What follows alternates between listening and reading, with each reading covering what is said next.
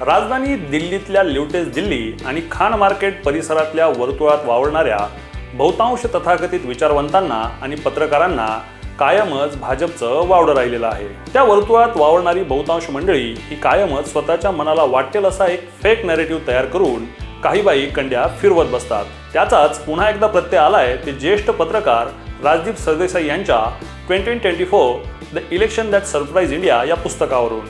नेमकं काय घडलं हेच आपण या व्हिडिओच्या माध्यमातून समजून घेणार आहोत। नमस्कार, वृत्त मराठीत आपलं स्वागत। दिवंगत पत्रकार रोहित सरदाना यांनी एकदा एक चर्चेदरम्यान सांगितलं होतं की दिल्लीतले बहुतांश पत्रकार हे 2014 नंतर रिकामे झाले आहेत। त्यांना राजकीय वर्तुळात आता कवडीचीही किंमत राहिलेली नाही। तसेच या लोकांना राजकीय लोक किंमत देत नाहीत। त्यामुळे यातील बरीच रिकामटेकडी पत्रकार मंडळी आता आपल्या मनाला येईल तशा बातम्या ठोकून देतात आणि भाजपला बदनाम करायचा प्रयत्न करतात। त्याचाच शब्दशः प्रत्यय आलाय तो ज्येष्ठ पत्रकार राजदीप सरदेसाई यांच्या 2024 the election that surprise India या पुस्तकावरून। या पुस्तकात छापलेल्या छगन भुजबळ यांच्या एका मुलाखतीवरून राजकीय वर्तुळात सध्या प्रचंड खळबळ माजली आहे। या मुलाखतीमध्ये छगन भुजबळ यांनी आपण केवळ आणि केवळ ईडीच्या कारवाईपासून वाचण्यासाठी भाजपसोबत गेल्याचं नमूद करण्यात आलंय। आता यावर छगन भुजबळ यांनी प्रतिक्रिया दिली आहे। ते म्हणाले की मी अशी कोणतीच मुलाखत दिलेली नाही। तसेच ईडीपासून सुटका करण्यासाठी आम्ही सर्वजण भाजपसोबत गेलो असा आरोप गेल्या अनेक दिवसापासून आमच्यावर होतोच आहे। पण त्याला काही अर्थ नाही, कारण तसं राहिलं असतं तर मी भाजपसोबत गेलो असतो किंवा गेलो नसतो काहीच बिघडलं नसतं। कारण तसंही मला महाराष्ट्र सदन प्रकरणातून न्यायालयानं क्लीन चिट दिली आहे अशी आठवण भुजबळ यांनी करून दिली। तसेच आम्ही ईडीच्या भीतीपोटी नाही तर फक्त विकासासाठी भाजपसोबत गेलो आहोत, कारण भाजपसोबत गेल्यामुळेच मला माझ्या मतदारसंघाचा विकास करता आला। आजमितीला माझ्या मतदारसंघात तब्बल 2000 कोटींची कामे सुरू आहेत अशी आठवण भुजबळ यांनी बोलून दाखवली। त्यामुळं भाजपसोबत गेल्याने आम्हाला विकास करण्यासाठी फायदाच झाला असंही त्यांनी सांगितलं। पण नेमकं हे आताच म्हणजेच निवडणुकीच्या तोंडावर का छापलं गेलं हे मला कळालेलं नाही।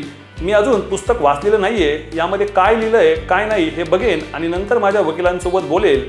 तसेच पुस्तकामध्ये अनेक नको त्या गोष्टी लिहिल्या गेल्या आहेत, यामागे नेमका कुणाचा काय हेतू आहे याबाबतही मला अजिबात कल्पना नाही। सध्या मी प्रचाराच्या कामात खूप व्यस्त आहे, त्यामुळे मी निवडणुकीनंतर माझ्या वकिलांशी बोलून यावर योग्य तो निर्णय घेईल असं भुजबळ यांनी म्हटलंय।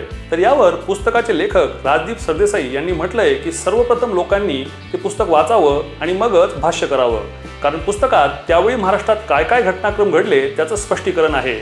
छगन भुजबळ यांनी त्यांना वाटतं ते स्पष्टीकरण दिलेलं आहे, पण मात्र जनतेनं पुस्तक वाचायलाच पाहिजे। सध्या यावर मला जास्त काहीच बोलायचं नाही। पुस्तकाचा विषय हा आता राजकारणाचा झालाय। तुर्तास ज्यांना राजकारण करायचंय त्यांना राजकारण करू द्या, मी त्यात पडणार नाही। तसंच या पुस्तकात फक्त एक चॅप्टर हा महाराष्ट्रावर आहे, हे अख्खं पुस्तक महाराष्ट्रावर नाही। मला भुजबळांबद्दल नितांत आदर आहे, मी त्यांना अनेक वर्षांपासून ओळखतो, त्यावर काही म्हणायचं नाही। पण आधी सगळ्यांनी हे पुस्तक वाचा आणि मगच त्यावर वाच्यता करा असं म्हणत राजदीप सरदेसाई यांनी पुन्हा एकदा पुस्तकाचंच मार्केटिंग केलंय।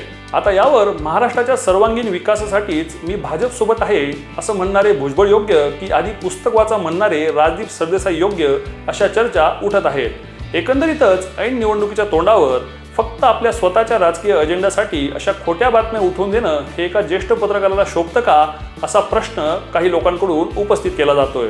तसंच यामागे कुठल्या साहेबांची राजकीय खेळी तर नाही ना असा सवाल देखील काही राजकीय विश्लेषक विचारत आहेत।